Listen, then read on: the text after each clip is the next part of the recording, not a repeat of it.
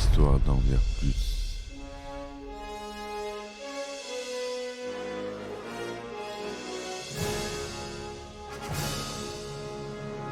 Eh ben attendez, on est en France. Allez, cul sec. Hop.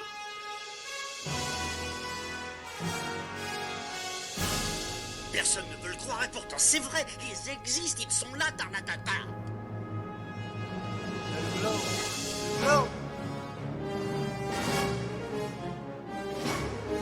Il faut qu'on pète.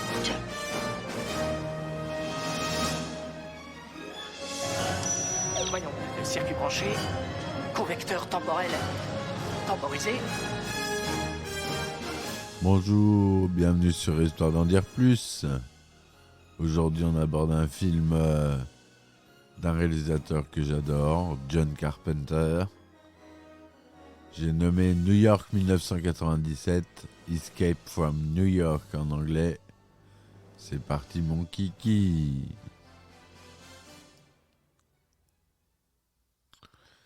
Alors New York 1997 ou Escape from New York, d'où le titre original, est un film de science-fiction américain réalisé par John Carpenter et qui est sorti en 1981. Le film se déroule dans un avenir proche où l'augmentation du crime aux États-Unis a conduit à transformer l'île de Manhattan à New York en une prison à sécurité maximale.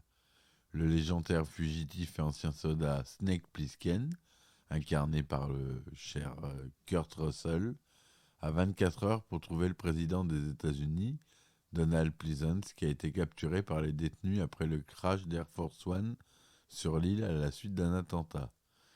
John Carpenter écrit le film au milieu des années 1970 en réaction au scandale du Watergate. Après le succès de La Nuit des Masques en 1978, le réalisateur a assez d'influence pour tourner son projet avec un budget estimé à 6 millions de dollars. Le tournage se déroule principalement à Saint-Louis, dans le Missouri. Le scénario est coécrit avec Nick Castle, qui avait déjà collaboré avec John Carpenter en interprétant Michael Myers dans La Nuit des Masques. On trouve facilement des autographes de Nick Castle sur Internet.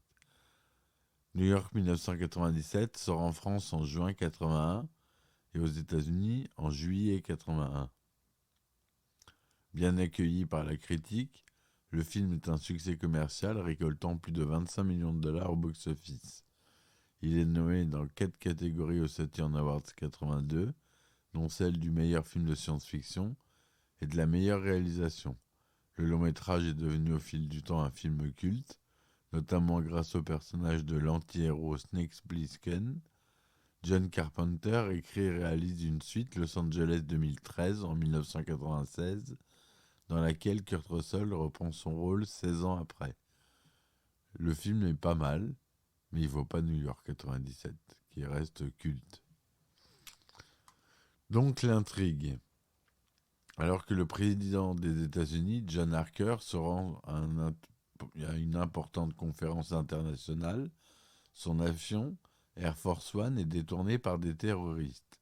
Le président, muni d'un bracelet émetteur radio et porteur d'une importante cassette audio, conservant des secrets de la production d'électricité par fusion nucléaire, parvient à s'enfuir en s'éjectant de l'avion présidentiel à bord d'une capsule de survie. Sa capsule atterrit finalement au cœur de l'île de Manhattan. Capturés par les prisonniers de l'île, ces derniers ordonnent aux forces de l'ordre ayant accouru de déguerpir. Le responsable de la sécurité de la police new-yorkaise, Bob Hawke, fait alors appel à Snake Plissken, un ancien membre des forces spéciales devenu redoutable hors la loi. Il lui donne 24 heures pour sauver le président, en échange du pardon de ses crimes. Plissken, à contre-cœur, accepte la mission. Hawke lui fait ensuite injecter de microscopiques capsules explosives qui détruiront ses artères carotides s'il tente de s'enfuir. Ces capsules ne pouvant être désamorcées qu'au cours des dernières 15 minutes par des rayons X, Plissken revient avec le président et à la cassette à temps pour le sommer. Hawke acceptera de les neutraliser. Envoyé vers l'île de Manhattan à bord d'un planeur, Plisken se pose sur le toit d'une des tours jumelles du World Trade Center. Il se rend à l'extérieur de l'immeuble où il localise les débris de l'avion présidentiel ainsi que la capsule de survie. Suivant le signal radio du bracelet émetteur du président, il le localise dans un théâtre mais s'aperçoit que le porteur du bracelet est un prisonnier qui a volé la montre. Aidé par Cabby, un prisonnier de l'huile, par ailleurs chauffeur de taxi féru de jazz qu'il écoute sur son magnétophone, Plisken apprend que le président est retenu prisonnier par le duc, une personnalité influente et crainte sur l'île. Il entre ensuite en contact avec Brain, un ancien complice de Plisken qui possède des plans des mines placés sur les ponts. Juste une petite accolade. On parle, entre parenthèses, des effets spéciaux. Quand il atterrit en planeur, on voit sur ses écrans une sorte d'image 3D des immeubles qui défilent. Et en fait, ce qu'ils ont fait, ils n'ont pas fait en 3D. Ils ont filmé des maquettes d'immeubles sur fond noir avec du scotch blanc. Et ça a donné l'illusion d'une 3D de l'époque. Voilà.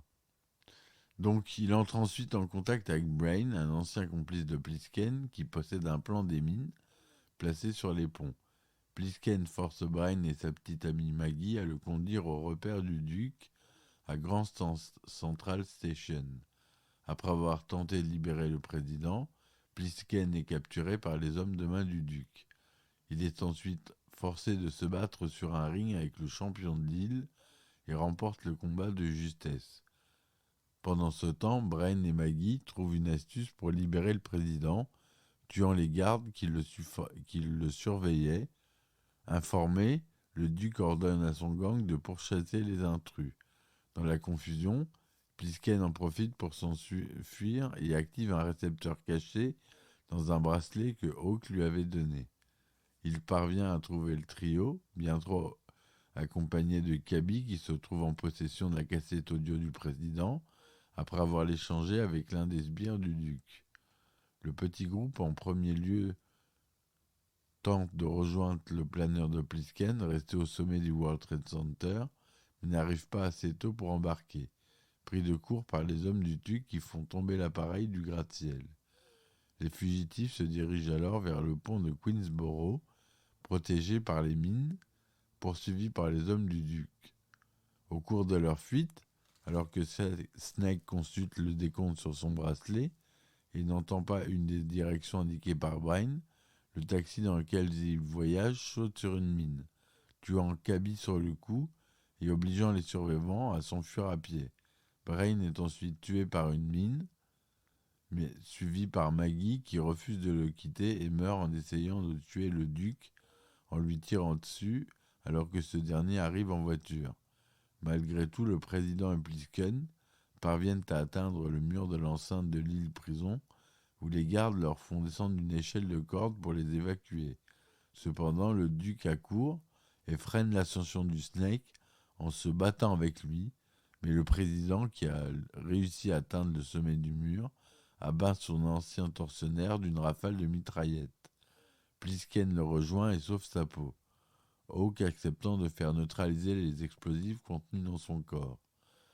Le président remercie Plisken de l'avoir sauvé puis se prépare à faire un important discours télévisé.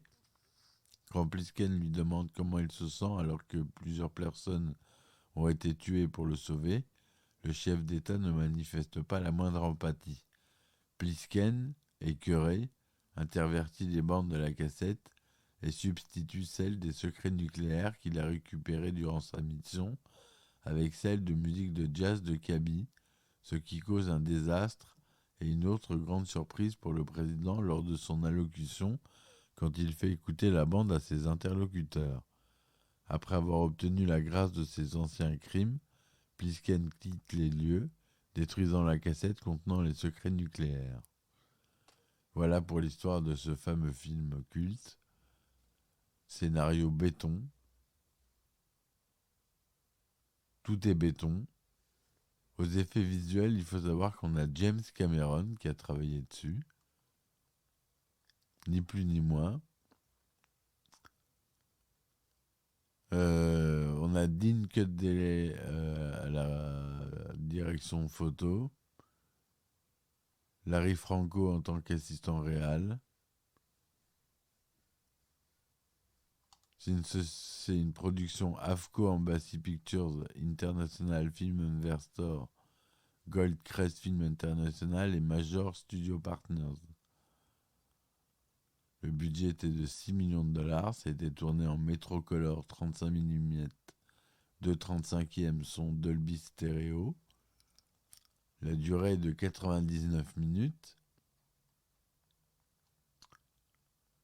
Comme je vous l'ai dit, il est sorti d'abord en France le 24 juin 81, puis ensuite aux États-Unis le 10 juillet 81. Kurt Russell y joue Snake Plissken, Lee Van Cleef y joue Bob Hawke, Donald Pleasant, le président des États-Unis, le fameux Ernest Borgnine qu'on aime beaucoup qui joue Cabby, Isaac Hayes joue le duc de New York. Voilà pour les rôles à retenir.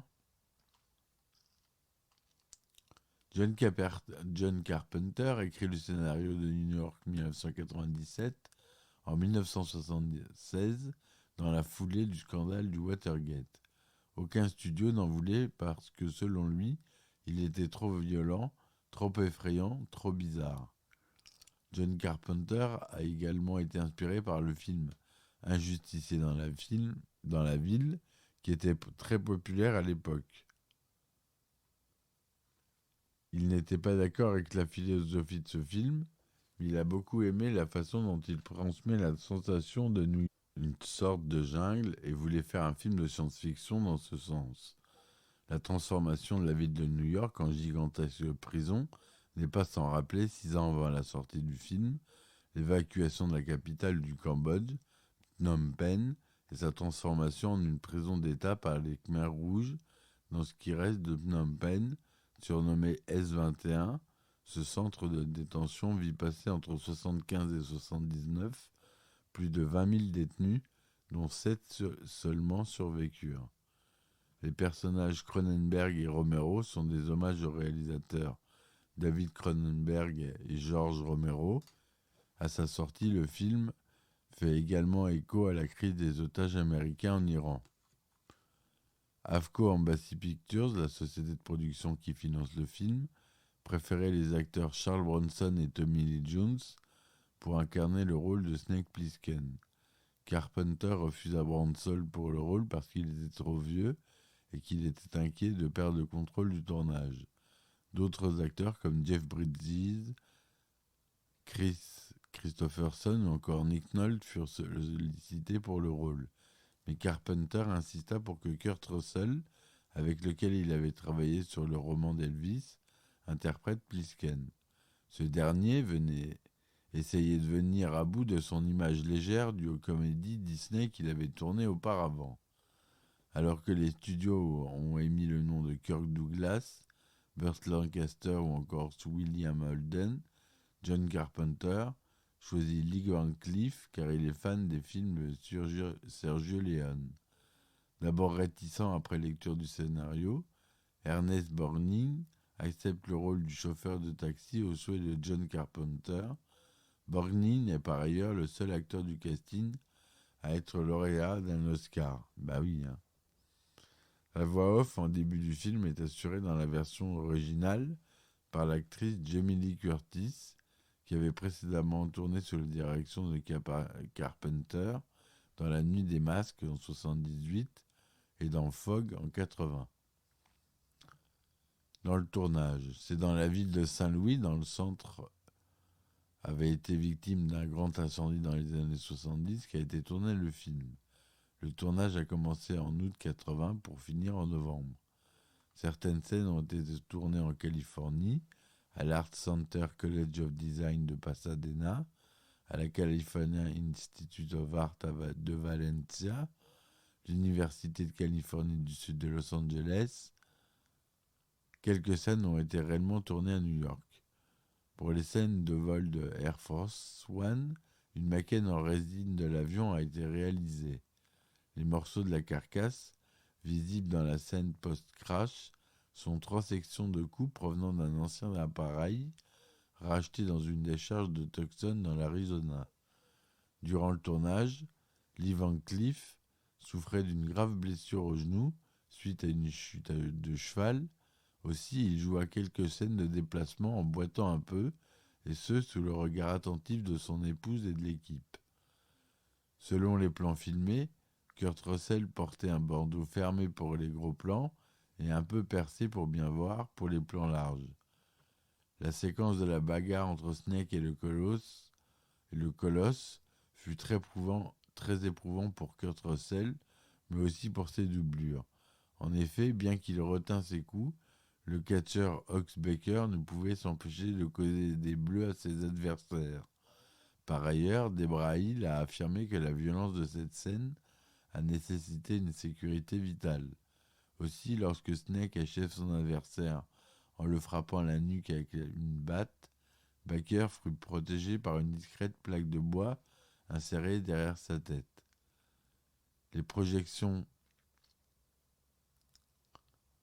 James Cameron a participé aux effets spéciaux en réalisant les peintures sur verre pour réaliser les matte paintings.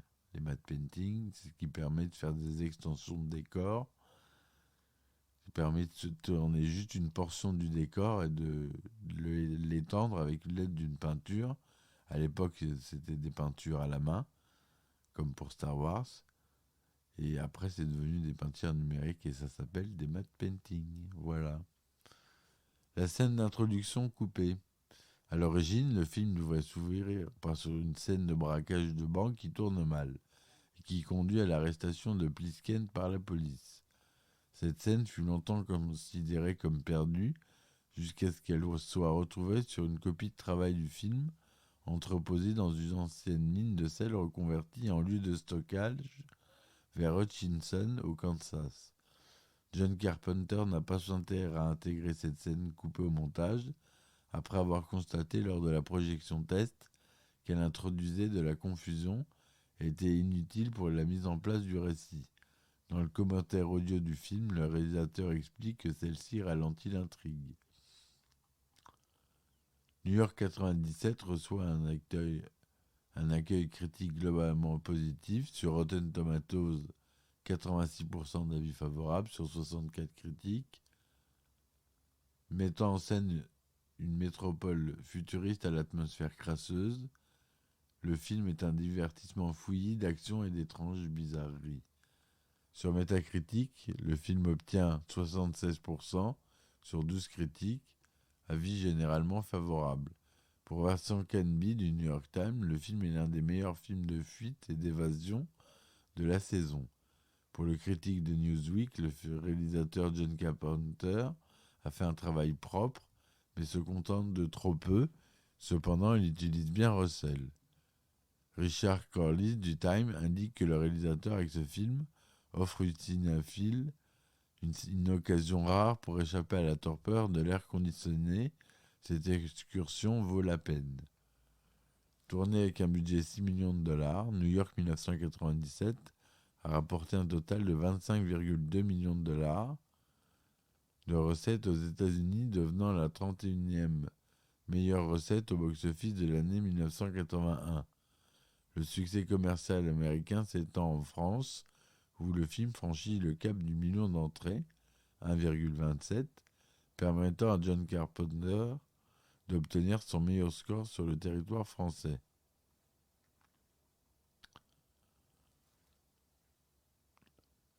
Sur l'affiche du film, la tête décapitée de la Statue de la Liberté se retrouve dans une rue de Manhattan. Dans le film, Liberty Island fait partie intégrante du dispositif de contrôle de la prison et la statue est indemne. L'avion présidentiel Air Force One change à travers les scènes. Avant le crash, l'appareil semble être un mélange entre un Boeing 707 et un Douglas DC-9. Plus tard, sur les écrans du Liberty Island Security Control, la version graphique de l'avion a la forme d'un Boeing 737. En frein, après le crash, l'épave fait penser à un modèle Convair 240. Au moment où le président se prépare à s'échapper avec sa capsule de sauvetage, un plan extérieur montre un garde de police suivre des yeux la descente de l'avion présidentiel. On peut constater que son regard n'est pas asynchrone avec le passage de l'avion. Au moment où Hawk inspecte la capsule vide du président, on peut apercevoir un lot de lumière orangée en arc de cercle causé par un mauvais effet de feu crépitant à côté. Les temps exprimés ou affichés sur le compte à rebours ne sont pas toujours cohérents. Par exemple, Bob Hawke donne 22 heures à Snake pour réaliser sa mission, mais la montre qu'il lui donne commence à 23 heures. Plus tard, Snake vole en planeur pendant environ 45 minutes, ce qui semble beaucoup. Un plan montre Snake avancer seul dans une rue, tandis que la caméra suit Kurt Russell, un des photographes du tournage, passe devant l'objectif. Lors de la poursuite de Snake par des voyous dans un bâtiment abandonné, on peut apercevoir l'œil intact de Kurt Russell car son bandeau est mal ajusté. Peu après, Snake envoie une rafale de mitraillettes dans un mur pour pouvoir le traverser. Au moment où Snake passe, le mur se révèle d'une épaisseur mineure. En sortant de la bibliothèque, Brain parle de ses services qu'il rend au duc et parle à Snake de lui faire passer le pont sur la 60e rue. Plus tard, lors du discours du duc avant le combat, il est question de la 69e rue. Lorsqu'un voyou envoie une flèche dans la jambe de Snake, ce dernier lui lance un couteau en plein front. À peine la lame est enfoncée que l'homme apparaît déjà bien ensanglanté. Sur le ring, Snake achève son adversaire colossal en le frappant à l'arrière de la tête avec une batte épineuse. Au changement de plan, ce dernier tombe sur les cordes, les mains disposées côté intérieur des cordages. Et la batte réapparaît dans la main de Snake. Peu après, sur un plan large, la batte est de nouveau plantée dans la tête du colosse et les mains de celui-ci se trouvent par-dessus les cordages. Lorsque Snake et ses camarades embarquent dans un ascenseur pour prendre la fuite, on peut apercevoir les doigts du technicien chargé de fermer la porte. Maggie tire 7 coups de feu sur la voiture du duc, alors que le barillet de son Smith & Wesson modèle 67 ne contient que 6 balles. Lorsque Snake regarde ses dernières secondes de survie, il pose sa main droite sur sa montre. Sur le gros plan du cadran, la main droite n'apparaît pas alors qu'elle est de nouveau à la même place sur le plan suivant. Et pour finir, lorsqu'un adjoint du président insère la cassette dans le lecteur, les inscriptions de l'appareil apparaissent disposées à l'envers. Kurt Russell reprendra le rôle de Snake Plissken dans Los Angeles 2013, Escape from LA de John Carpenter, ce dernier et Kurt Russell ayant eu l'idée de cette suite en réalisant un commentaire audio pour la sortie en DVD de New York 1997. Une suite intitulée Escape from Earth, Échappée de la Terre en français, a été envisagée dans les années 2000 avec probablement un autre acteur. De la matière noire libérée sur Terre aurait transformé 99% de la population en zombies. Snake serait alors obligé de s'enfuir de la planète. Un remake du film original aurait également été évoqué à plusieurs reprises. Les producteurs auraient envisagé pour le rôle principal Gerard Butler, Josh Brolin, Jeremy Renner, Jason Statham et Tom Hardy. Le film franco-américain Lockout, James Matter et Stephen Ledger en 2012, a été reconnu par les tribunaux français comme un plagiat de New York 1997.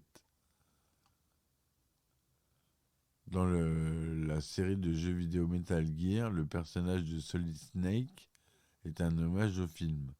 On trouve d'autres références comme un faux nom qu'il utilise, Pliskin, et le personnage de Big Boss qui lui ressemble, étant borgne et portant un bandeau sur son œil. Par ailleurs, le timbre de voix qu'il emploie qu'emploie l'acteur David Hayter pour doubler Solid Snake dans le jeu est similaire à celui de Kurt Russell dans le film. On retrouve aussi le personnage de Snake Plissken dans le jeu vidéo Broforce sous le nom de Snake Broskin. Voilà ce que je voulais vous dire sur ce film, qui est devenu culte, à vous voir et à revoir. Voilà, n'oubliez pas de laisser des commentaires, des petits likes si mes chroniques vous plaisent. Merci d'avance. Je vous dis à bientôt pour un nouvel épisode. Supportez-moi sur Ulule, je mets les liens en description, Patreon et Tipeee. Et je vous dis à bientôt. Ciao, ciao. Histoire d'en dire plus.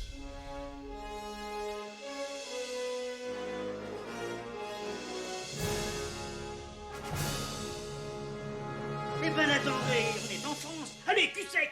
Hop.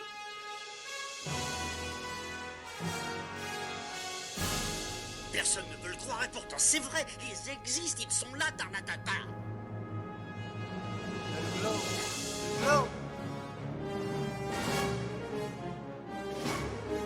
Il faut qu'on pète.